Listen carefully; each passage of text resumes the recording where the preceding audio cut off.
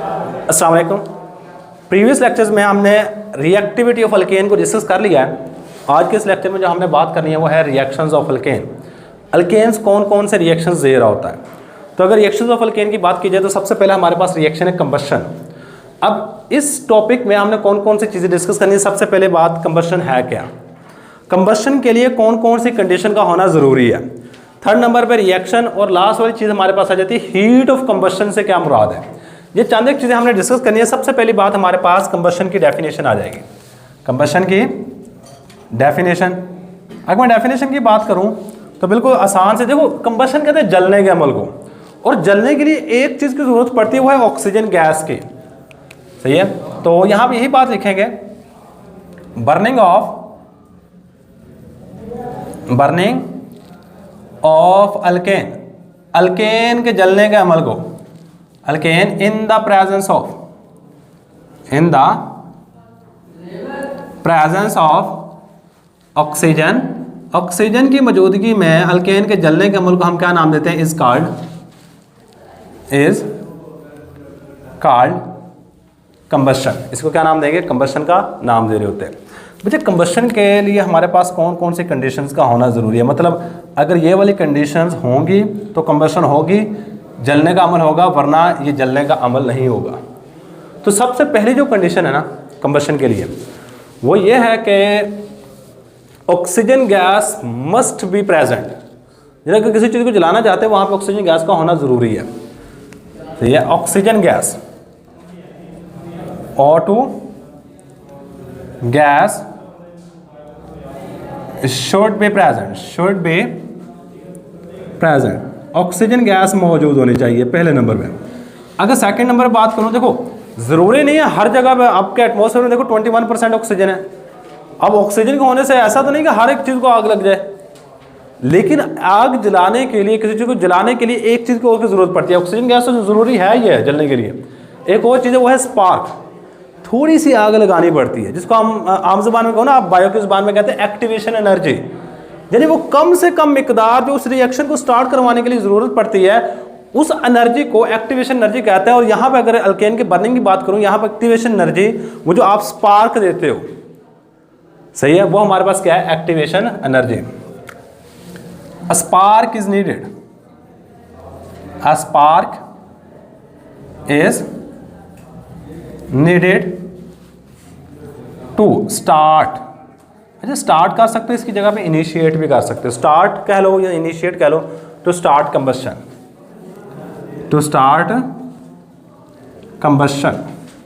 Combustion को start करवाने के लिए हमें स्पार्क की ज़रूरत पड़ेगी। स्पार्क कहते हैं बिल्कुल छोटे से चिंगारी। अब इसके बाद हमारे पास नेक्स्ट चीज़ आ जाती है टाइप्स। अगर मैं कंबशन की टाइप्स की बात करूँ ना बच्चे, दो टाइप्स होती हैं कंबशन की। कितनी टाइप्स हैं, दो टाइप्स हैं। बेसिकली ये आपने मैट्रिक लेवल में सारे के सारे टॉपिक पढ़े हुए हैं कंबशन वाला, सही है। अगर टाइप्स की बात करूँ, दो टाइप्स हैं, वो कौन कौन सी है। पहले नंबर पे कंप्लीट कंबशन होती है, सेकंड नंबर पे हमारे पास होती है इनकम्प्लीट कंबशन। सही, there are two types of combustion, there are two types of combustion. Combustion की दो किस्में कौन कौन सी, पहले नंबर पे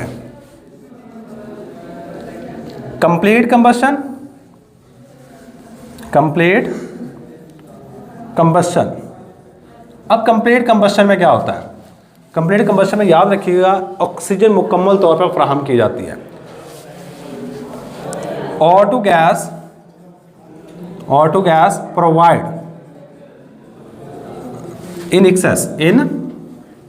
एक्सेस, जब कंप्लीट कंबशन होती है वहां पे O2 गैस एक्सेस में मौजूद होती है। सही, इसके बाद सेकंड जो हमारे पास टाइप है वो है इनकम्प्लीट कंबशन।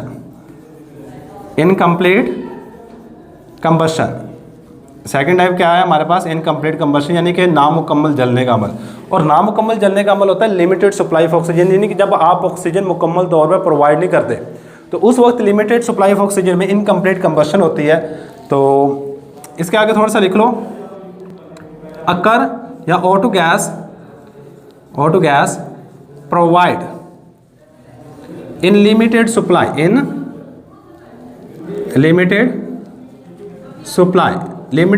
में ऑक्सीजन प्रोवाइड की जाती है। मुझे इसके बाद हमारे पास नेक्स्ट चीज़ आ जाती है इसका रिएक्शन। नेक्स्ट क्या हमारे पास जो सबसे इंपॉर्टेंट चीज़ होती है ना बच्चे, वो रिएक्शन ही होता है। और रिएक्शन की अगर बात करूँ तो यहाँ पर अगर गौर करोगे, आपने जो भी चीज़ लेनी है, देखो मैंने CH4 लिखा, इसका ऑक्सीजन के साथ रिएक्शन, देखो कंबशन होती है ऑक्सीजन की मौजूदगी में। और ये है हमारे पास मीथेन, ये क्या हमारे पास मीथेन है, और ये अल्केन है, क्योंकि हमने बात की अल्केन के रिएक्शन की, हमने अल्केन ले लिया। अल्केन का ऑक्सीजन के साथ जैसे रिएक्शन होता है, देखो कोई भी चीज़ जले ना, एक बात आज आपने जहन में बिठा लेनी, आगे हम और भी रिएक्शन पढ़ेंगे, अल्कीन के भी कंबशन के रिएक्शन पढ़ेंगे, अल्काइन के पढ़ेंगे, बेंजीन के पढ़ेंगे, अल्काइल हैलाइड के पढ़ेंगे। यानी जब किसी भी चीज़ की कंबशन होना, वहाँ पे दो चीज़ें हमेशा बनती हैं, एक कार्बन डाइऑक्साइड गैस और सेकंड नंबर पे वाटर के मॉलिक्यूल। सो यहाँ पे हमारे पास क्या बनेगा, H2O बनेगा और साथ में CO2 गैस बनेगी। साथ में क्या बनेगी, CO2 गैस। और साथ में हमारे पास जो चीज़ बन रही होती है बच्चे, वो है हीट। क्या बनती है, हीट, हरारत बन रही होती है। सही। इसके अलावा हमारे पास नेक्स्ट हमारे पास जो रिएक्शन यहाँ पे लिख सकते हैं वो ये है, ऑक्सीजन की मौजूदगी में जलाओगे, जलाने के बाद हमारे पास क्या बता होगा, H2O। देखो मैंने पहले नंबर पे मीथेन लिया, याद रखिएगा हम आगे सारे के सारे जो रिएक्शन करवाने ना, हमेशा दो ही चीज़ लेंगे, या तो हम मीथेन लेंगे या फिर इथेन लेंगे, इन दो चीज़ों का रिएक्शन करवाएंगे। तो ये हमारे पास क्या है, इथेन है। इथेन को ऑक्सीजन की मौजूदगी में जलाऊंगा तो हमारे पास बनेगी यही सेम चीज़, दो चीज़ें, और साथ में क्या बनेगी, हीट। अब ये जो हीट बन रही है ना, इसको कहते हैं हीट ऑफ कंबशन। क्या कहते हैं, हीट ऑफ कंबशन।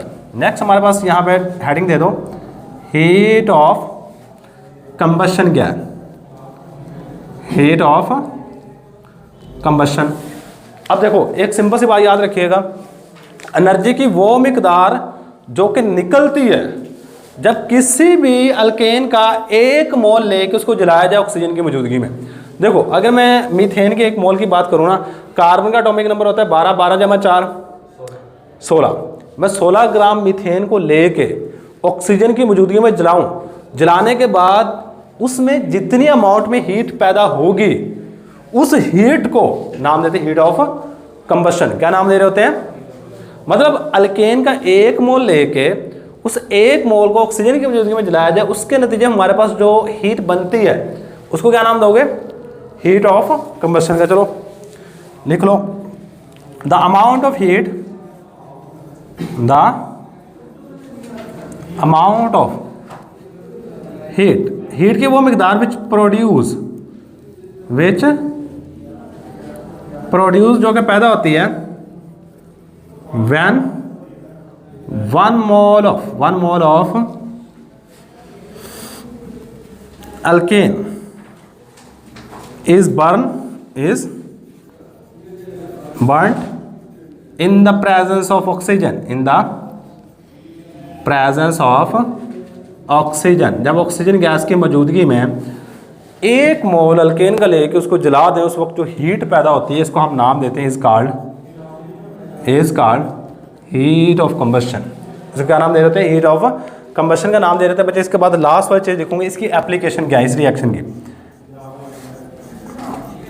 एप्लीकेशन। एक ही एप्लीकेशन में लिखूंगा, वरना तो बहुत सारी। देखो आपके घरों में जो खाना बनता है उस वक्त कंबशन होती है, किस गैस की होती है, इस गैस की। पहली एप्लीकेशन कि घरों में जो खाना वगैरह बन रहा था। इसके अलावा आपकी बुक ने एक ही एप्लीकेशन लिखी है, वो ये है कि इंटरनल कंबशन इंजन, यानी जो गाड़ियों के इंजन होते हैं उसके अंदर जो रिएक्शन हो रहे होते हैं, आपका कंबशन जलने का अमल होता है, वो सेम काम यही है, कंबशन एल्केन की। अब देखो वहाँ पे आप जो चीज़ यूज़ करते हैं वो है डीजल या पेट्रोल। डीजल और पेट्रोल दोनों के दोनों एल्केन है, याद रखिएगा, सही है। This reaction occur in this reaction is occur in the presence of in internal combustion engine, internal combustion engine। ये इंटरनल कंबशन इंजन के अंदर हो रहा होता है बच्चे, बस ये बात आपने याद रखनी है। ये था जी हमारे पास combustion, definition, condition, types, reaction, heat of combustion से क्या मराद है, एप्लीकेशन कहाँ पे। अच्छा अगर पेपर में आप एक आधी चीज़ छोड़ भी देते हो ना, सबसे मेन चीज़ है ना वो रिएक्शन है। मैं फिर बता दूं, सबसे मेन चीज़ रिएक्शन है। अगर आपने रिएक्शन छोड़ा तो आपको नंबर नहीं देगा एग्जामिनर। इनमें से एक आधी चीज़ अगर आपसे छूट भी जाती है, एप्लीकेशन छूट जाती है, हीट ऑफ कंबशन छूट जाती है, तो कोई बात नहीं है, ये अमूमन शॉर्ट क्वेश्चन में आएगा। तो यही हमारे पास आज का लेक्चर। अल्लाह हाफिज़। रिएक्शंस ऑफ अल्केन को डिस्कस कर रहे थे। प्रीवियस लेक्चर के अंदर हमने एक रिएक्शन को डिस्कस कर लिया, वो है कंबस्शन। आज जो चीज़ हमने डिस्कस करनी है ऑक्सीडेशन। ऑक्सीडेशन में ना पास्ट पेपर में अगर देखा जाए तो काफ़ी दफ़ा शॉर्ट क्वेश्चन के तौर पे ये टॉपिक आ चुका है। यहाँ पे ऑक्सीडेशन डायरेक्ट नहीं पूछता है, एक्सप्लेन ऑक्सीडेशन ऑफ अल्केन, ये अमूमन आता शॉर्ट क्वेश्चन में ही है। अगर लॉन्ग क्वेश्चन आया तो वो इसी तरह पूछेगा, explain any 2 reactions of alkane. कोई से 2 रिएक्शन एक्सप्लेन करने पड़ेंगे अगर लॉन्ग क्वेश्चन आया तो। अगर शॉर्ट क्वेश्चन आया तो वो बीच में जाकर थोड़ा सा घुमा फिरा के पूछ रहा होता है, ज़्यादा से ज़्यादा किस तरह घुमा फिरा के पूछेगा वो चीज़ हम देख लेंगे। सबसे पहली बात हमारे पास आ जाती है ऑक्सीडेशन। अगर बात की जाए ऑक्सीडेशन की ऑक्सीजन के हवाले से, तो हम कहते हैं addition of oxygen is known as oxidation.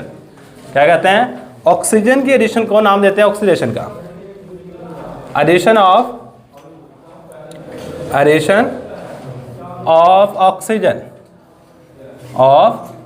Oxygen is called oxidation. इसको क्या नाम दे रहे होते हैं? ऑक्सीडेशन का नाम दे रहे होते हैं। अच्छा, अगर ऑक्सीडेशन की टाइप्स की बात की जाए ना, ऑक्सीडेशन की 2 टाइप्स हैं। कितने टाइप्स हैं हमारे पास ऑक्सीडेशन की? 2 टाइप्स हैं। एक होती है हमारे पास इनकम्प्लीट ऑक्सीडेशन और एक हमारे पास आ जाती है catalytic oxidation. There are 2 types of oxidation. There are 2 types of oxidation. Oxidation की 2 किस्में। सबसे पहले नंबर में हमारे पास मौजूद है इनकम्प्लीट ऑक्सीडेशन,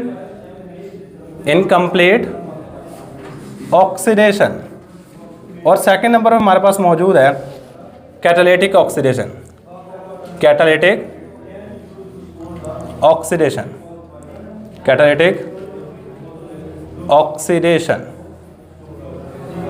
सबसे पहले बात करेंगे इनकम्प्लीट ऑक्सीडेशन की, बाद बात करेंगे कैटालिटिक ऑक्सीडेशन। अगर कैटालिटिक ऑक्सीडेशन की बात की जाए तो ये ज़्यादा इंपॉर्टेंट शॉर्ट क्वेश्चन है as compare to incomplete oxidation. तो हेडिंग दे दो, हमारे पास पहली टाइप है इनकम्प्लीट ऑक्सीडेशन।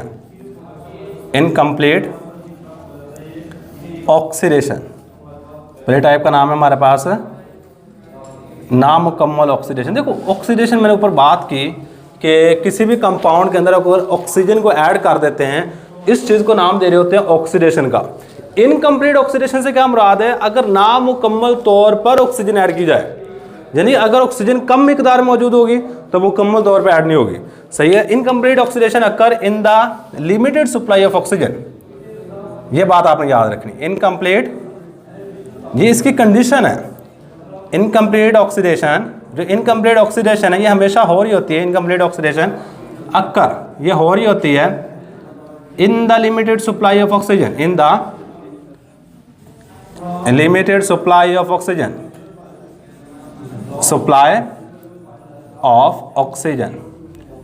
ये ऑक्सीजन की लिमिटेड सप्लाई में हो रही होती है। ये बात आपने सिंपल से याद रखनी है बच्चे। इसके बाद हमारे पास मेन चीज़ इनकम्प्लीट ऑक्सीडेशन का रिएक्शन है। रिएक्शन सबसे मोस्ट इंपॉर्टेंट है बच्चे। बाकी सारी बेशक चीज़ें आप स्किप कर सकते हो, लेकिन रिएक्शन को स्किप ना कीजिएगा। अगर रिएक्शन स्किप किया तो एग्जामिनर की मर्जी है वो आपको नंबर दे या ना दे। सही। अब यहाँ पे हमारे पास जो रिएक्शन है वो अगर देखा जाए तो, क्योंकि हमारे पास किसकी ऑक्सीडेशन है? अल्केन की। अल्केन में यहाँ पे कोई भी ले सकता हूँ मैं, अमूमन लूँगा मीथेन या फिर लूँगा ईथेन। मैंने यहाँ मीथेन ली, मीथेन की ऑक्सीडेशन करवाई। अब जैसे ही मीथेन की ऑक्सीडेशन होती है, याद रखिएगा जब इनकम्प्लीट ऑक्सीडेशन होती है वहाँ पे कार्बन मोनोऑक्साइड गैस बनती है।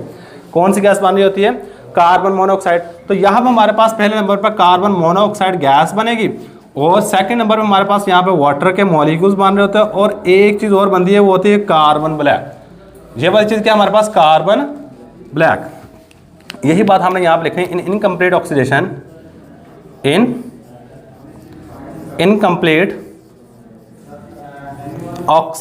इनकम्प्लीट ऑक्सीडेशन में कार्बन ब्लैक इज फॉर्म्ड। अच्छा, अब इनकम्प्लीट ऑक्सीडेशन हो कहाँ पे रही है? मैं आपको बता दूं, आपके जो ऑटोमोबाइल्स के इंजन है ना, वहाँ पे कभी कभी इनकम्प्लीट ऑक्सीडेशन होती है। जब आप इंजन की ट्यूनिंग नहीं करवाते ना, उस वक्त आपके जो इंजन के अंदर फ्यूल जा रहा होता है वो मुकम्मल तौर पे जलता ही नहीं है। जब मुकम्मल तौर पे नहीं जलता ना, वहाँ पे कार्बन ब्लैक बनना शुरू हो जाता है। कार्बन ब्लैक, और कार्बन ब्लैक क्योंकि देखो नाम से ही रिप्रेजेंट कर रहा है, कार्बन ब्लैक काले रंग का होगा और इसी वजह से सिलेंसर के अंदर धुआं निकल रहा था ब्लैक कलर का। अगर आपका इंजन बिल्कुल सही होगा और इसके अंदर मुकम्मल तौर पर ऑक्सीडेशन हुई तो आपका प्रीवियस लेक्चर में हमने पढ़ा था कंबस्शन, वो वाला रिएक्शन हो रहा था। अगर आपका इंजन सही नहीं है, मुकम्मल तौर पे ऑक्सीजन सप्लाई नहीं कर रहा, सही है, कोई ना कोई प्रॉब्लम यानी कि फिल्टर की प्रॉब्लम आ रही है आपके इंजन में, बाद दफ़ा ट्यूनिंग करवाते हैं गाड़ी की, वो बिल्कुल सही हो जाती है। क्या मकसद है कि हमारे पास जो फिल्टर है उसमें ऑक्सीजन कम जा रही होती है आगे, जिसकी मुकम्मल तौर पे ऑक्सीडेशन नहीं होती और कार्बन मोनोऑक्साइड बनती है और कार्बन ब्लैक बनता है। कौन सी बनती है? Carbon black. और जब आपकी मुकम्मल ऑक्सीडेशन होगी वहाँ पे कार्बन ब्लैक नहीं बनेगा, ये बात याद रखिएगा। ये था जी हमारे पास सिंपल सा रिएक्शन। अब कार्बन ब्लैक को हम अमूमन यूज़ करते हैं शू पॉलिश बनाने के लिए। ये जूतों वाली पॉलिश होती है ना, उसके अंदर मैक्सिमम कार्बन ब्लैक होता है। इसके अलावा आपने प्रिंटर की इंक देखी होगी, प्रिंटर की इंक में भी कार्बन ब्लैक का इस्तेमाल किया जाता है। चलो ये वाला तो हमारे पास हो गया इनकम्प्लीट ऑक्सीडेशन। इनकम्प्लीट ऑक्सीडेशन के बाद हमारे पास नेक्स्ट जो इसकी टाइप है वो है कैटालिटिक ऑक्सीडेशन। कैटालिटिक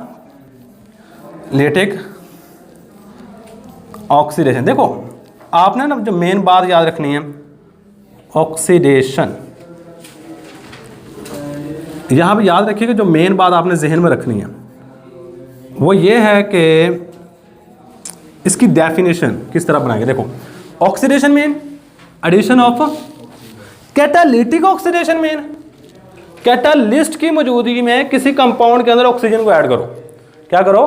कैटालिस्ट की मौजूदगी में किसी भी कंपाउंड के अंदर ऑक्सीजन को ऐड करो। इस चीज़ को हम नाम दे रहे होते हैं कैटालिटिक ऑक्सीडेशन। चलो addition of oxygen,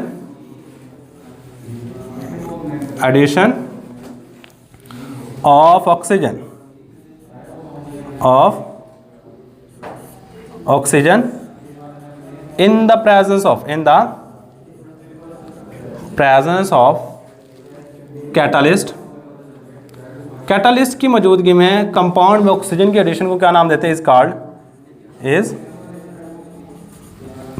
called catalytic oxidation. इसको क्या नाम दोगे? कैटालिटिक ऑक्सीडेशन का नाम दोगे। अब कैटालिटिक ऑक्सीडेशन में कंडीशंस क्या क्या चाहिए? अगर आप कैटालिटिक ऑक्सीडेशन करवाना चाहते हो वहाँ पे कौन कौन सी चीज़ों की रिक्वायरमेंट होगी? तो ये बच्चे कंडीशन लाजमन याद रखिएगा। और इसी में से शॉर्ट क्वेश्चन पास पेपर में बड़ी दफ़ा बना हुआ है। और किस तरह क्वेश्चन आता है वो थोड़ा घुमा के पूछता है, देखिए किस तरह आता है। पहले इसकी कंडीशन लिख लो। पहले नंबर पे आपने यूज़ करना है कॉपर Cu। कॉपर को आम ज़बान के अंदर तांबा कहते हैं। जो घरों में वायरिंग के लिए तारें इस्तेमाल की जाती है ना, वो कॉपर है हमारे पास। कॉपर को आपने एज अ कैटलिस्ट इस्तेमाल करना है। Copper is use as a catalyst, इसको कैटालिस्ट के तौर पे आपने इस्तेमाल करना है। इसके बाद बच्चे जो सेकंड चीज़ है यहाँ पे, टेम्परेचर आपका होना चाहिए 400 डिग्री सेंटीग्रेड। कितना होना चाहिए? 400 डिग्री सेंटीग्रेड। और प्रेशर आपका होना चाहिए 200 ATM, 200 ATM। ये आपकी रिक्वायरमेंट है। अब इसके मतलब क्वेश्चन किस तरह आता है बच्चे? क्वेश्चन चेक कीजिएगा। वो क्वेश्चन कुछ इस तरह से पूछेगा आपको। वो क्या है? कन्वर्ट अल्केन इनटू, पहले नंबर पे एल्डिहाइड,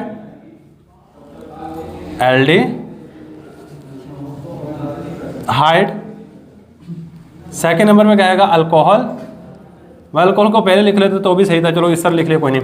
या फिर क्या आएगा? कार्बोक्सिलिक एसिड, या फिर कार्बोक्सिलिक एसिड।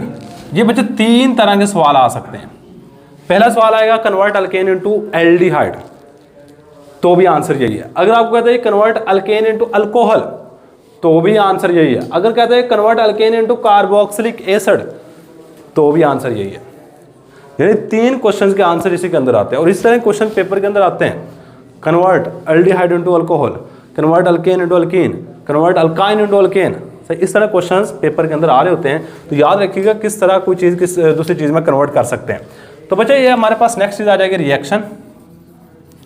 अब रिएक्शन को थोड़ा थोड़ा समझते जाइएगा, अगर समझ आ गया तो काम बिल्कुल आसान हो जाएगा। देखो मेरे पास सबसे पहली चीज़, क्योंकि ये रिएक्शन ऑफ अल्केन है, मैंने एक अल्केन ले ली और ये अल्केन है मीथेन, और इसका रिएक्शन करवा दिया ऑक्सीजन, क्योंकि ये हमारे पास क्या है? ऑक्सीडेशन। मैंने ऑक्सीजन को ऐड करना है इसके अंदर, सही है। तो जैसे रिएक्शन होगा तो यहाँ बनेगा कॉपर। कॉपर की मौजूदगी में 200 ATM प्रेशर और 400 डिग्री सेंटीग्रेड टेम्परेचर चाहिए। ये वाली कंडीशन चाहिए। अब यहाँ पे गौर कीजिएगा, ये आपके इस चीज़ की स्ट्रक्चर किस तरह की होती है? ये स्ट्रक्चर है आपकी इस तरह की, मीथेन की 4 कार्बन, 4 हाइड्रोजन लगे होते हैं एक कार्बन के साथ, ये स्ट्रक्चर है, चेक कर लो। क्या हमारे पास कार्बन दरम्यान में 4 हाइड्रोजन लगे हुए हैं। अब जब ऑक्सीडेशन होती है ना, सिर्फ एक जगह पे ऑक्सीजन ऐड होनी है, कहाँ पे, यहाँ पे, और ये अल्कोहल बन जानी है। ये क्या बन जाएगा हमारे पास, अल्कोहल।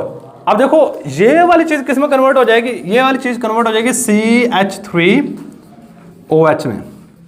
ये चेक करो, CH3OH, और यही चीज़ मैंने यहाँ पे लिखी है, और इसका नाम होता है मीथाइल। देखो ये वाला इतना ग्रुप जो अल्काइल है, इसको हम नाम देते हैं मीथाइल, और लास्ट में फंक्शन ग्रुप कौन सा लगा हुआ है, अल्कोहल का, इसे हम कहेंगे मीथाइल अल्कोहल। हमने क्या किया, अल्केन लिया, अल्केन को किस में कन्वर्ट कर दिया, अल्कोहल में। अब सेकंड स्टेप में आप क्या करो, इसी अल्कोहल को दोबारा फिर लो। ये क्या हमारे पास CH3OH, इसके करवाओ ऑक्सीडेशन दोबारा फिर, किसकी मौजूदगी, कॉपर की मौजूदगी में 200 atm प्रेशर चाहिए, 400 डिग्री सेंटीग्रेड टेम्परेचर चाहिए। अब वहां पे क्या चेंजिंग आएगी, देखो यहां पे दोबारा फिर मैं इसके साथ ऑक्सीजन का रिएक्शन करवाया, ये जो मिथाइल अल्कोहल बनी है ना, इसके साथ ऑक्सीजन का रिएक्शन करवाता हूँ। ऑक्सीजन का रिएक्शन कुछ इस तरह से होता है, यहाँ से ये वाली चीज़ आपस में मिल जाती है, ये ऑक्सीजन और 2 हाइड्रोजन आपस में मिलेंगे, तो ये क्या बना देंगे हमारे पास H2O। क्या बना देंगे, H2O, और साथ में क्या चीज़ बनेगी, जरा गौर कीजिएगा, ये वाला बॉन्ड आपका शिफ्ट हो जाता है यहाँ पे, क्या बनेगा, C, देखो HC डबल बॉन्ड O और H, ये वाला बॉन्ड जब यहाँ पे शिफ्ट होगा तो ये क्या बन जाएगा, double bond O, C double bond O, एक साइड पे भी H है और दूसरी साइड पे भी H है। देखो C डबल बॉन्ड O, एक साइड पे भी H और दूसरी साइड पे भी H, और ये वाली चीज़ हमारे पास कहलाती है फॉर्मल्डिहाइड। क्या कहलाती है, फॉर्मल्डिहाइड। लो ये हमारे पास सेकंड चीज़। देखो अब एक क्वेश्चन ये लिखा जी, कन्वर्ट अल्केन इनटू एल्डिहाइड। अगर ये क्वेश्चन आता है तो आप यहां से लेके यहां तक रिएक्शन करवाओगे, सही है। अगर आपको क्वेश्चन आता है कन्वर्ट अल्केन इनटू अल्कोहल, यहां से लेके यहां तक खत्म। अगर आपको क्वेश्चन आता है convert alkane into carboxylic acid, तो फिर आपने क्या करना है, रिएक्शन को लास्ट तक लेके जाना है। कहां तक, अब दोबारा फिर ये वाली चीज लो, ये क्या हमारे पास, ये वाली चीज है, और इसका रिएक्शन करवा दो ऑक्सीजन के साथ, बाकी सारा कुछ वही है। कॉपर 200 atm प्रेशर, टेम्परेचर आपका आना चाहिए 400 डिग्री सेंटीग्रेड, और ये वाली कंडीशन है। अब होता क्या, इसको मैं सेम यहां पे बनाऊंगा, सिर्फ इसमें ऑक्सीजन को ऐड करना है। मैंने सेम यहां पे इसको ड्रा कर लिया, कोई चीज चेंजिंग नहीं की इसमें। जरा गौर कीजिएगा, यहां से एक ऑक्सीजन निकलेगा, इसके यहां पे ऐड होना है, यहां पे कहां पे ऐड हुआ, यहां। और ये आपको पता है ये कौन सा फंक्शन ग्रुप है, यहां से लेके यहां तक वाला फंक्शन ग्रुप कहलाता है कार्बोक्सिलिक एसिड। और ये वाला जो हमारे पास कंपाउंड बना है, इस कंपाउंड का नाम होता है फॉर्मिक एसिड। फॉर्मिक एसिड, क्या पहले नाम सुना है फॉर्मिक एसिड का, आपने 10th क्लास में सुना होगा। फॉर्मिक एसिड को ये पाया जाता है आंट स्टिंग में, जो चींटी का डंक होता है उसके अंदर फॉर्मिक एसिड होता है, सही है। अब इसके बाद नेक्स्ट अगर मैं इसको लेके मजीद इसकी ऑक्सीडेशन करवाऊं तो क्या होगा, दोबारा फिर वही चीज लो, दोबारा फिर वही चीज HC double bond OH, oxygen की मौजूदगी में इसका रिएक्शन होगा, कॉपर को यूज करोगे कैटलिस्ट के तौर पर, 200 atm प्रेशर होगा, 400 डिग्री सेंटीग्रेड टेम्परेचर होगा क्या, यहाँ पर गौर करना, ये आपने नहीं बनाना। यहाँ से ये वाली चीज़ इतनी अलग होगी और ये क्या बना देंगे, CO2, और यहाँ से 2 हाइड्रोजन और 1 ऑक्सीजन मिलके क्या बना देंगे, वाटर, सही है। और यहाँ बन जाएगा हमारे पास CO2 और साथ में H2O। अच्छा यहाँ पे ना बाज़ दफ़ा कुछ आप अगर एंट्री टेस्ट की तैयारी करते हो तो वहाँ पे कुछ इस तरह से MCQ पूछेगा आपको। वहाँ पे MCQ किस तरह आता है, वो कहता है कि when oxidation of alcohol occur which of the following product is formed. जब अल्कोहल की ऑक्सीडेशन की जाती है तो उसके नतीजे में कौन सा प्रोडक्ट बनता है, कार्बोक्सिलिक एसिड बनेगा, अल्कीन बनेगी, हमारे पास एल्डिहाइड बनेगा, कीटोन बनेगा। क्या बनता है? एल्डिहाइड। अगर एल्डिहाइड की ऑक्सीडेशन करवाई जाती है तो हमेशा कार्बोक्सिलिक एसिड बन रहा होता है। कौन सी मानी जाती है? Carboxylic acid. तो बच्चे ये बात आपने सिंपल से याद रखनी है, काफ़ी ज़्यादा इंपॉर्टेंट रिएक्शन है ये। पास पेपर में काफ़ी दफ़ा शॉर्ट क्वेश्चन के तौर पे आ चुका है, सही है, और मैंने एक दो दफ़ा देखा है लॉन्ग क्वेश्चन के तौर पे भी ये पूछा जा चुका है। तो इसको लाजमी देख लीजिएगा। यही हमारे पास आज का लेक्चर। अल्लाह हाफिज़। Halogenation, halogenation examination point of view से देखा जाए तो बच्चे इंपॉर्टेंट लॉन्ग क्वेश्चन है। क्या हमारे पास इंपॉर्टेंट लॉन्ग क्वेश्चन? अगर इस रिएक्शन को देखा जाए ना, आपने मैट्रिक में भी किया हुआ है और वहाँ पे भी इंपॉर्टेंट लॉन्ग क्वेश्चन ही होता है। वहाँ पे 4 स्टेप्स है जिसको याद करना होता था। मसलन आप मीथेन का रिएक्शन क्लोरीन के साथ करवाते थे, एक हाइड्रोजन को निकालते थे, उसकी जगह पे क्लोरीन को लगाते थे, सही है। ये वाला रिएक्शन आपने बेसिक लेवल पे पढ़ चुका है। देखिए यहाँ पे देखो, ये वर्ड पे गौर करोगे ना, वर्ड 2 चीज़ों की इन्फॉर्मेशन दे रहा है। पहले नंबर पे हेलो वर्ड है, सेकंड नंबर पे जी जिनेशन। मैंने कहा था जी हाइड्रोजिनेशन वर्ड हमने पढ़ा था। Hydro mean hydrogen, genation mean addition. Halo mean halogen, genation mean addition. Halo mean क्या होता है? हेलोजन। और जिनेशन मीन क्या होगा? एडिशन। क्या हमारे पास? एडिशन। अब हेलोजन की बात करूं तो हमारे पास 4 तरह के हेलोजन हो सकते हैं। या तो हेलोजन में होगा फ्लोरीन, या होगा क्लोरीन, या होगा आयोडीन, ब्रोमीन, और लास्ट में हमारे पास आ जाता है आयोडीन।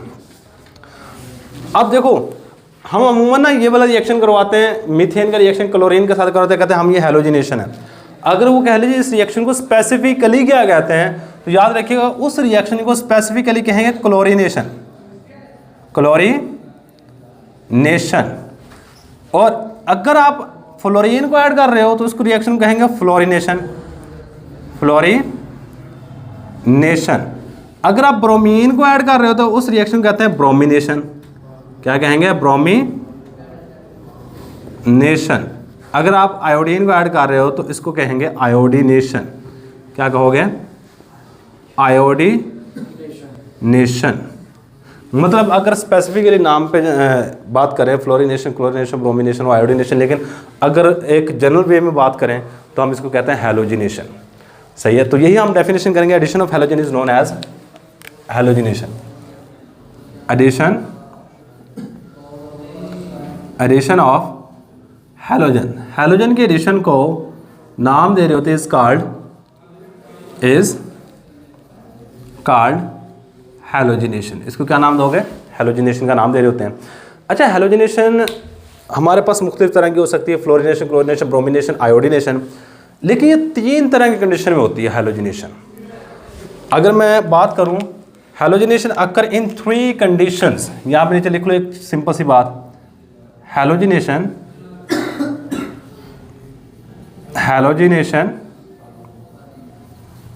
अकर, हैलोजिनेशन हो रही होती है इन 3 कंडीशंस, 3 तरह की कंडीशंस में हो सकती है। पहले नंबर पे, अगर आप सनलाइट की मौजूदगी में करवाते हैं, इन सनलाइट मतलब आप 2 चीज़ों को लो और सूरज की रोशनी की मौजूदगी में जाके मिला दो। मिलाने के बाद क्या होगा? हमारे पास रिएक्शन होगा। रिएक्शन एक्सप्लोजन वाला होता है। क्या होता है? वहाँ पे धमाका हो जाता है अगर सूरज की रोशनी की मौजूदगी में करवाते हो तो, सही है। तो यही बात हम यहाँ पे लिखेंगे, when halogenation occur, when halogenation, जब हैलोजिनेशन करवाई जाए, हैलोजिनेशन ऑफ अल्केन अकर, जब अल्केन की हैलोजिनेशन करवाई जाती है in the presence of sunlight, in the presence of की मौजूदगी में, प्रेजेंस ऑफ सनलाइट, सूरज की रोशनी की मौजूदगी में, सनलाइट,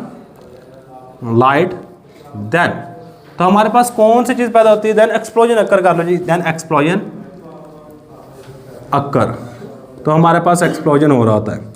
और ये बात की गई है आपकी 10th क्लास की बुक के अंदर। यहाँ पे इसको इतना ज़्यादा नॉमिनेट नहीं किया गया, लेकिन आपको पता हो कि अगर सूरज की रोशनी की मौजूदगी में करवाते हैं तो हमारे पास एक्सप्लोजन होगी, सही। इसके बाद अगर बात की जाए दूसरी कंडीशन की, वो होता है इन डार्क। अगर हम हैलोजिनेशन डार्क में करवाएं, इन डार्क, अगर मैं बात करूँ डार्क की बजाय, डार्क में कोई भी रिएक्शन नहीं होगा, डार्क में अगर अंधेरे में दो चीज़ों को मिला रहे हो तो डार्क में कोई भी रिएक्शन नहीं होगा। There is no reaction occur between, there is no reaction occur in dark, अंधेरे में कोई भी रिएक्शन नहीं होता। और लास्ट वाली चीज़ आ जाती है बच्चे हमारे पास डिफ्यूज लाइट, जो कि हमारे पास मेन चीज़ है। अगर आप ये दो चीज़ स्किप भी कर दोगे आपके लॉन्ग क्वेश्चन पे कोई फ़र्क नहीं पड़ेगा। ये आएगा तो लॉन्ग क्वेश्चन आएगा, शॉर्ट क्वेश्चन में ये वाली चीज़ नहीं आती। सही है। तो जो लास्ट वाली चीज़ है इन डिफ्यूज लाइट, ये सबसे इंपॉर्टेंट चीज़ है। अब डिफ्यूज लाइट क्या होती है? देखो सूरज की मध्यम रोशनी को आप डिफ्यूज लाइट कहोगे। इन डिफ्यूज लाइट, डिफ्यूज का मतलब है मध्यम, डिफ्यूज का मतलब क्या है हमारे पास? मध्यम, यानी बिल्कुल हल्की सी लाइट हो। मसलन मैं आपको एग्जांपल देता हूँ मध्यम रोशनी की। आपने दरवाज़ा कमरे का खोल दो, कमरे का दरवाज़ा खोलने के बाद बाहर से जो सूरज की रोशनी कमरे के अंदर आती है उसको डिफ्यूज लाइट का नाम देते हैं। क्या नाम देते हैं? डिफ्यूज लाइट का। और एक हमने बात लिखी है सनलाइट, यानी सूरज की रोशनी में डायरेक्ट जाकर रिएक्शन करवाओगे तो धमाका होगा, अंधेरे में कुछ भी नहीं होगा। जबकि डिफ्यूज लाइट में एक सीरीज ऑफ स्टेप्स में रिएक्शन हो रहा होता है। In diffuse light, in diffuse light reaction between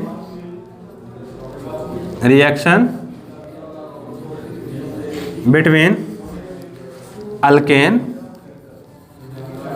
and halogens halogens में अगर बात स्पेशली करूं तो बच्चा क्लोरीन की बात करूंगा। यहाँ पे chlorine occur in series of steps, series of steps में हो रहा होता है रिएक्शन। और यहाँ पे अगर इन सीरीज ऑफ स्टेप्स की बात की जाए, 3 स्टेप्स हैं जो मेजर होते हैं इस रिएक्शन में। एक होता है इनिशिएशन, सेकंड स्टेप है प्रोपोगेशन और लास्ट वाला होता है टर्मिनेशन। सही है। The halogenation occur in 3 steps. The process of halogenation, जो हैलोजिनेशन का प्रोसेस है, halogenation is occur in 3 steps,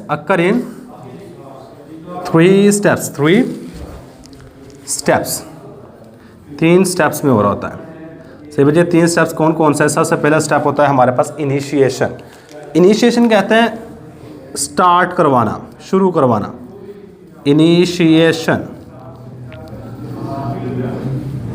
initiate से निकला वर्ड इनिशियल। आपने पढ़ा होगा इनिशियल वेलोसिटी फिजिक्स के अंदर मूवमेंट पढ़ते हैं, वहीं से निकले इनिशिएशन, यानी कि शुरू करवाना।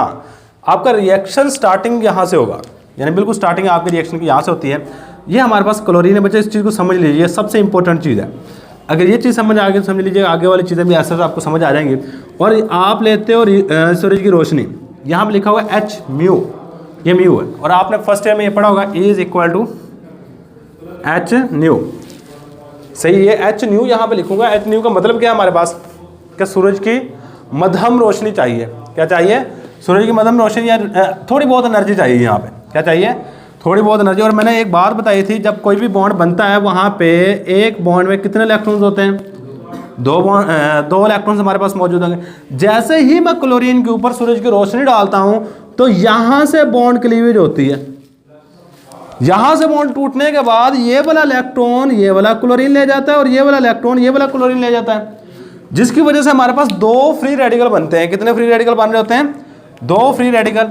अब नेक्स्ट जो चीज़ बनेगी वो हमारे पास Cl डॉट और साथ में फिर क्या बनेगा? Cl dot. और इस Cl डॉट का मतलब याद रखिएगा, यहाँ पे होमोलिटिक क्लीवेज हुई है, मतलब दरमियान से बॉन्ड टूटा है। टूटने के बाद ये वाला इलेक्ट्रॉन एक क्लोरीन एटम ले गया, ये वाला इलेक्ट्रॉन एक, यानी कि आधे आधे इलेक्ट्रॉन लेके गए, जिसकी वजह से हमारे पास क्या बन गया? ये free radical, chlorine free radical बना है। और यहाँ से आपका रिएक्शन स्टार्ट होता है। यहाँ से आपका रिएक्शन क्या हो रहा होगा? स्टार्ट होगा। और आपने पेपर में इस तरह नहीं बनानी, इसे समझने के लिए मैंने बनाया। सही, पेपर में आप इसी तरह बनाओगे। ये पहला स्टेप है जहाँ से रिएक्शन आपका स्टार्ट होता है, इसलिए हम इसको क्या नाम दे रहे हैं? इनिशिएशन। क्या नाम दे रहे हैं यहाँ पे? इसको इनिशिएशन का नाम दे रहे हैं बच्चे। इसके बाद जो सेकंड स्टेप है वो है प्रोपोगेशन, और ये सबसे मोस्ट इंपॉर्टेंट स्टेप है। अगर 4 नंबर का लॉन्ग क्वेश्चन आता है ना और इसके नंबरों की डिस्ट्रीब्यूशन मुझे करनी पड़े, और एग्जामिनर भी सेम इसी तरह कर रहा होता है, आपके 4 में से 3.5 नंबर इसके रखूंगा प्रोपोगेशन के। 4 में से 3.5 नंबर, मैं भी 4 के 4 नंबर इसके रखूँ ये वाले स्टेप के, क्योंकि मेन चीज़ है ये वाली। सही है। तो अब देखो मैंने रिएक्शन क्या करवाना है, क्लोरीन का करवाना था किसके साथ, हेलोजन के साथ, सॉरी क्लोरीन का करवाना है अल्केन के साथ। अल्केन में जो यहाँ पे यूज़ करूँगा वो होगी मीथेन। कौन सी होगी, मीथेन। अब इसको भी समझ लीजिएगा थोड़ा सा। मीथेन मैंने यहाँ पे थोड़ी स्ट्रक्चर को ओपन करके बनाया है। यहाँ पे मीथेन की स्ट्रक्चर होती है कुछ इस तरह की, और यहाँ से एक क्लोरीन फ्री रेडिकल इसके साथ रिएक्ट करता है। रिएक्ट करने के बाद ये वाली चीज़ बना देता है। देखो अब यहाँ पे गौर करना, यहाँ पे एक बॉन्ड के अंदर 2 इलेक्ट्रॉन्स हैं, बॉन्ड दोबारा फिर यहाँ से टूटेगा, यहाँ से टूटने के बाद ये वाला इलेक्ट्रॉन इसके पास चला जाएगा, ये वाला इलेक्ट्रॉन इस हाइड्रोजन के पास चला जाएगा, जिसकी वजह से हमारे पास ये वाली क्या चीज़ बनेगी, चेक करना, ये वाली चीज़ बन जाएगी सी। यहाँ पे एक हाइड्रोजन लगा हुआ है, एक हाइड्रोजन यहाँ पे और एक हाइड्रोजन यहाँ पे, और यहाँ पे लग जाएगा डॉट। क्या लग जाएगा हमारे पास, डॉट। डॉट का मतलब क्या है कि दरमियान से जो बॉन्ड टूटा है उसने अपना इलेक्ट्रॉन अपने पास रख लिया है।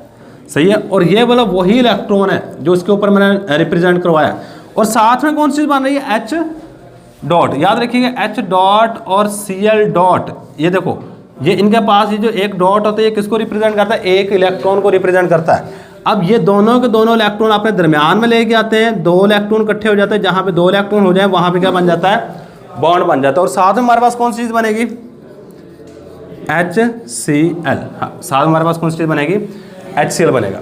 अब आपने नेक्स्ट स्टेप में क्या करना है, इसी चीज़ को दोबारा फिर लेना है, और ये वाली चीज़ आपने यहाँ पूरा का पूरा बॉन्ड ही बनाना है। तो ये चीज़ समझाने के लिए बना रहा होता हूँ ताकि आपको बात समझ में आ जाए।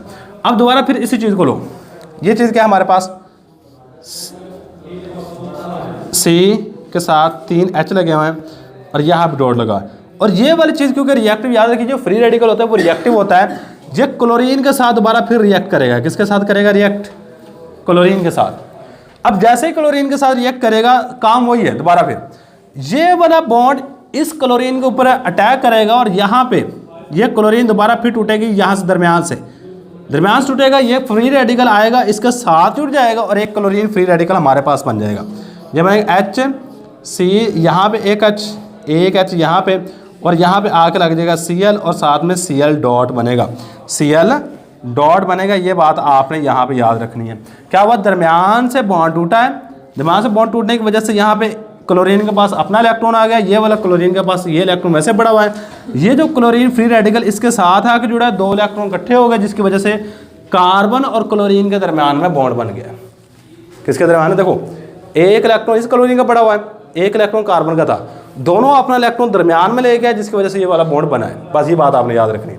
बाकी काम आपने सेम प्रोसीजर उस वक्त तक ये वाला रिपीट करते रहना है जब तक सारे के सारे हाइड्रोजन निकल ना जाए और सारे के सारे क्लोरीन यहाँ पे लग ना जाए। सही है। इसको सिंपल Cl2 लिखिएगा। अब दोबारा फिर आप इस चीज़ को यहाँ पे लिखो, किस चीज़ को, ये वाली इतनी चीज़ को वहाँ पे दोबारा फिर लिखना है, और ये हमारे पास बन जाएगा ये HCl, और साथ में हमारे पास रिएक्शन किसे दोबारा फिर करेगा, Cl डॉट के साथ, और ये Cl डॉट दोबारा फिर एक हाइड्रोजन को यहाँ से निकाल लेगा। जब एक हाइड्रोजन का निकालेगा तो हमारे पास ये वाली चीज़ बन जाएगी, यहाँ फिर दोबारा फ्री रेडिकल बन जाएगा, और यहाँ बन जाएगा HCl। यहाँ जो हाइड्रोजन उतरेगा वो इसके साथ मिलके HCl बना देगा, और ये वाला अपना इलेक्ट्रॉन इसके पास छोड़ जाएगा और हाइड्रोजन अपना ले जाएगा, जिसकी वजह से HCl के दरमियान में बॉन्ड बना है। सही। दोबारा फिर आप इसको लिखो, यह है HC.Cl और यहाँ पे H, ये रिएक्शन करेगा दोबारा फिर Cl2 के साथ। काम इसी तरह आपने चलाते जाना। ये याद रखिए एक सीरीज़ है, आप एक दफ़ा लिख लोगे ना थोड़ा थोड़ा आपको अंदाज़ा पता लग जाएगा। देखो जब आपके पास Cl डॉट होगा तो आपने यहाँ से हाइड्रोजन को उतारना है, HCl बनाना है। जब आपके पास ये वाली चीज़ होगी, यहाँ पे मॉलिक्यूल के ऊपर Cl यानी कार्बन के ऊपर डॉट होगा, तो आपने साथ में Cl लिखना है और इसके साथ ला के क्लोरीन को जोड़ना है। और यहाँ मैं क्लोरीन को जोड़ूंगा, जिसकी वजह से हमारे पास बन जाएगा Cl, और यहाँ पे H और साथ बन जाएगा Cl डॉट। जहाँ से एक क्लोरीन उतरा है यहाँ पे जाके जुड़ गया है, और ये वाली चीज़ बन गई। दोबारा फिर मैं इस चीज़ को लिखूंगा, और इस रिएक्शन को आपने सीरीज ऑफ स्टेप्स में करवाना पड़ेगा। सही है। ये काम कर दो, और इसके बाद Cl डॉट दोबारा फिर क्या करेगा, हाइड्रोजन एक रिमूव कर देगा। बेशक ये वाला करवा दो, ये वाला करवा दो, आपकी अपनी मर्जी है। मैं ये वाला करवा रहा हूँ। ये हमारे पास बन जाएगा Cl और यहाँ पे हाइड्रोजन और यहाँ पे डॉट आ जाएगा। और इसके बाद हमारे पास बन जाएगा यहाँ पे HCl। मैं दोबारा फिर इसको ले रहा हूँ, ये हमारे पास Cl हाइड्रोजन और यहाँ पे डॉट है और ये रिएक्शन करेगा दोबारा फिर क्लोरीन के साथ। अब क्लोरीन एक उतरेगा इस कार्बन के साथ जाके लग जाएगा, जिसकी वजह से हमारे पास क्या बन जाएगा Cl और एक हाइड्रोजन अभी बाकी बचा हुआ है। आपने क्या करना है, इस हाइड्रोजन को भी यहाँ से निकालना है, इस हाइड्रोजन को भी यहाँ से आपने निकालना है। दोबारा फिर इन दो चीज़ों को लिखो, उस वक्त तक ये प्रोसीजर करते रहना जब तक सारे के सारे हाइड्रोजन उतर ना जाएं और सारे के सारे क्लोरीन लग ना जाए। सही, दोबारा फिर आप इसको लिखो, ये क्या बन जाएगा हमारे पास Cl और यहाँ पे हाइड्रोजन आ जाएगा और ये रिएक्ट करेगा दोबारा फिर Cl डॉट के साथ और ये Cl डॉट जो एक हाइड्रोजन बचा हुआ इसको दोबारा फिर निकाल देगा, जिसकी वजह से हमारे पास क्या बन जाएगा Cl और यहाँ पे हमारे पास दोबारा फिर डॉट क्रिएट हो जाएगा और डॉट के बाद हमारे पास साथ में बनेगा HCl और लास्ट वाले स्टेप में क्या होगा कि ये Cl यहाँ पे Cl यहाँ पे डॉट है और दोबारा फिर ये Cl2 के साथ रिएक्ट करेगा। रिएक्ट करने के बाद हमारे पास क्या बन जाएगा, यहाँ से एक क्लोरीन निकलेगा, यहाँ पे आके जुड़ जाएगा और Cl कार्बन के साथ 4 Cl लग गया और यहाँ पे Cl डॉट बच गया। सही है, तो ये हमारे पास देखो हमने जितने भी हाइड्रोजन थे वो सारे के सारे उतारे हैं, उसकी जगह पे क्लोरीन लगाए। यहाँ पे देखो एक तरतीब बन रही है। तरतीब किस तरह बन रही है, देखो Cl dot Cl2 Cl dot Cl2 Cl dot Cl2 Cl dot Cl2। सही है, अब इसके बाद यहाँ देखो HCl Cl डॉट प्रोडक्ट वाली साइड पे HCl Cl dot HCl Cl dot HCl Cl dot. अब इसमें देखोगे पहले मैंने क्या किया, एक हाइड्रोजन उतारा उसकी जगह पे डॉट लगाया, दूसरे में मैंने क्या कर दिया, क्लोरीन लगा दिया, तीसरे में फिर हाइड्रोजन उतारा, चौथे में क्लोरीन लगा दिया, पांचवें में हाइड्रोजन उतारा, छठे में क्लोरीन लगा दिया, सातवें में फिर हाइड्रोजन उतारा और यहाँ पे क्लोरीन लग गया। मतलब एक स्टेप में आपने हाइड्रोजन को उतारना है उसमें से, दूसरे स्टेप में आपने क्या करना है, उस जो हाइड्रोजन उतारा होगा उसकी जगह पे आपने क्लोरीन को ऐड करना है। अच्छा, यहाँ पे याद रखिएगा इनके कुछ ना कुछ नाम है। ये जो हमारे पास कंपाउंड बनता है इसका नाम होता है क्लोरोमीथेन। क्लोरोमीथेन ये वाला जो कंपाउंड है हमारे पास इसको कहता है डाई क्लोरोमीथेन। Die chloromethane. इसके बाद ये वाला जो कंपाउंड हमारे पास बन रहा है ये वाला, इसको कहता है ट्राई क्लोरोमीथेन। Try chloromethane. और इसका एक और नाम भी जो बहुत ज़्यादा अहम है, इसी चीज़ को हम क्लोरोफॉर्म भी कहते हैं। क्या कहते हैं, क्लोरोफॉर्म। और क्लोरोफॉर्म वही दवाई है जो कि हम इस्तेमाल करते हैं बेहोश करने के लिए। सही है, बेहोश करने के लिए हम इसको इस्तेमाल करते हैं। और इसको कहते हैं कार्बन टेट्राक्लोराइड। Carbon tetrachloride. कि हमारे पास कार्बन के साथ 4 क्लोराइड लगे हुए, इसे हम इसको नाम दे रहे थे कार्बन टेट्राक्लोराइड। भैया हमारे पास अभी 2 स्टेप हुए हैं। पहला हमारे पास क्या था, इनिशिएशन जिसमें रिएक्शन स्टार्ट हुआ, प्रोपोगेशन जिसमें आपका रिएक्शन आगे कंटिन्यू रहा, और लास्ट वाला स्टेप आता है जी टर्मिनेशन। टर्मिनेशन एक स्टेप का है आपका सबसे इंपॉर्टेंट बच्चे, प्रोपोगेशन, टर्मिनेशन। अब टर्मिनेशन में क्या आता है, देखो टर्मिनेशन कहते हैं लास्ट वाली चीज़ जहाँ पे आपका रिएक्शन बिल्कुल बंद हो जाएगा। देखो ये जो लास्ट में क्लोरीन डॉट बनता है ये कहाँ पे जाता है, कहता है ये कोई और हमारे पास मॉलिक्यूल होगा इस तरह का CH3 डॉट वाला, ये दोबारा फिर Cl डॉट के साथ मिलेगा और हमारे पास बन जाएगा CH3Cl। यहाँ पे आपका रिएक्शन टर्मिनेट हो जाएगा। बच्चे यहाँ पे जो चीज़ आपने इंपॉर्टेंट याद रखनी है ना, वो ये है कि आपने कहाँ पे डॉट लगाना है, कहाँ पे सिंपल लिखना है। ये डॉट का लाजमी याद है, अगर आपने डॉट मिस प्लेस कर दिया ना आपके एग्जाम में नंबर काट लेगा। तो ये मोस्ट इंपॉर्टेंट चीज़ है इस ऑर्गेनिक केमिस्ट्री के अंदर। तो बच्चे यही हमारे पास। और एक और चीज़ याद रखिए, अगर इनके रिएक्टिविटी ऑर्डर की बात की जाए इन सब में, तो सबसे ज़्यादा जो रिएक्टिविटी ऑर्डर है बच्चे वो फ्लोरीन का है, फिर क्लोरीन, फिर ब्रोमीन और लास्ट में आयोडीन। मतलब अगर आप फ्लोरीन को यूज़ करते हैं हेलोजिनेशन के लिए तो एक्सप्लोजिव रिएक्शन होता है, और क्लोरीन और ब्रोमीन का दरमियाना स्लो रेट पे होता है, और जबकि आयोडीन रिएक्शन करती नहीं है। यानी कि इनका रिएक्टिविटी ऑर्डर ये दे दिया, फ्लोरीन, क्लोरीन, ब्रोमीन और आयोडीन का। यही बच्चे हमारे पास आज का लेक्चर। अल्लाह हाफिज़। रिएक्शंस ऑफ अल्केन को डिस्कस कर रहे थे। प्रीवियस लेक्चर में हमने हेलोजिनेशन कर लिया था। आज जो हमने डिस्कस करना ये है नाइट्रेशन। क्या हमारे पास नाइट्रेशन। अगर इस रिएक्शन में बात करूँ बच्चे, चंद चीज़ें इसमें याद रखिएगा। नाइट्रेशन का मतलब क्या है, इसकी डेफिनेशन क्या है, कंडीशन क्या होगी और रिएक्शन क्या होगा, बस। नाइट्रेशन की बात करूँ, कहते हैं addition of nitro group is called nitration. Addition of nitro group. अब नाइट्रो ग्रुप आपने पढ़ा हुआ है, nitro group GROUP, nitro group is called nitration. इसको क्या नाम दे रहे थे, इज कॉल्ड नाइट्रेशन। इसको हम नाम दे रहे होते हैं नाइट्रेशन का। अच्छा, नाइट्रेशन की डेफिनेशन तो होगी। नाइट्रो ग्रुप आपने पढ़ा हुआ है, ये वाला ग्रुप नाइट्रो ग्रुप लाता है, NO2, ये वाला ग्रुप। जब हमने फंक्शनल ग्रुप पढ़े थे तब हमने ये वाला ग्रुप पढ़ा था, नाइट्रो ग्रुप NO2 को कह रहे होते हैं, सही है। तो अब इसके बाद हमारे पास जो नेक्स्ट चीज़ है वो ये है कि इसकी कंडीशन, ये वाला रिएक्शन करवाना चाहते हो तो इसके लिए कौन कौन से चीज़ों की रिक्वायरमेंट होगी, सही। अगर मैं कंडीशंस की बात करूं तो बच्चे 2 कंडीशन ज़रूरी हैं। कितनी कंडीशन ज़रूरी हैं, सिर्फ और सिर्फ 2 कंडीशन ज़रूरी हैं। सबसे पहली जो कंडीशन है आपका टेम्परेचर शुड बी